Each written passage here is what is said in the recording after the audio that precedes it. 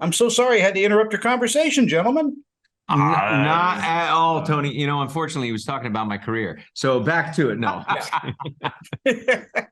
Well, it's certainly fine, Billy. And this new series, Hello Tomorrow. Wow, I'm so in love with the look of this show. This is so retro and yet futuristic.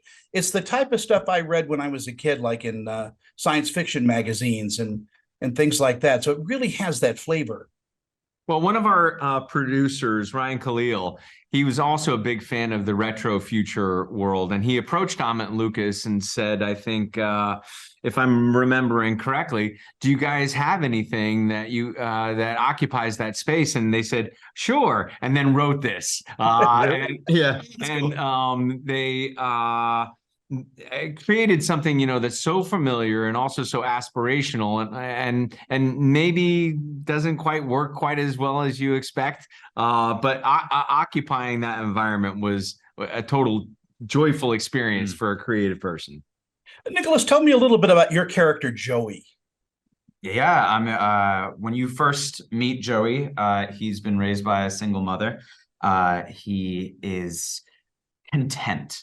I think, yeah, he has convinced himself that the dreams he has as a young man of getting out of his hometown, of finding something more in life, is not worth hurting what's in front of him, which is his mom. Jack comes along and is selling houses on the moon, and goes so far as even to hire Joey to not only follow his own dreams, but to then sell dreams to others. As you're changing people's lives, you're making them live for something. And it's a slippery slope from there on out towards, where does hope end and lies begin? Yeah, and Billy, I mean, your character, my gosh, Jack is a bit slimy, but it's also this whole process reminds me of like Death of a Salesman meets The Twilight Zone. Yeah, he's a preacher. This is what's confusing about him, is he believes everything that he's saying and he believes he can make it true. It's the old American thought: with a little bit of gumption and motivation, you can make a success of this bounty of opportunities that we have here. And needless to say, I think most people know that that's hard. That's really not true, that it's very difficult to create something novel. And Jack is sure, Amit and Lucas had a word for it. They called it jackpot-itis, which was he constantly thought the jackpot was just around and that's why he hangs around gamblers and degenerates, and those are his people. They get him. They love the idea that the potential is just around the corner with the next big sell. That was hopeful for him. He's Harold Hill.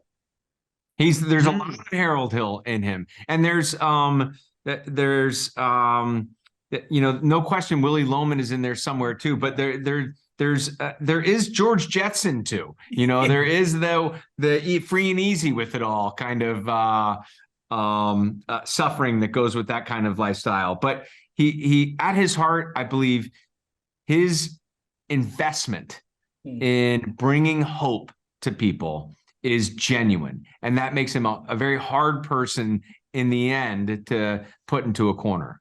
Yeah, it's a beautiful series. I love the balance between humor and drama in this, and hope and love and all of that. So congratulations, gentlemen. What a great series. Thank you so much. That's excellent to hear.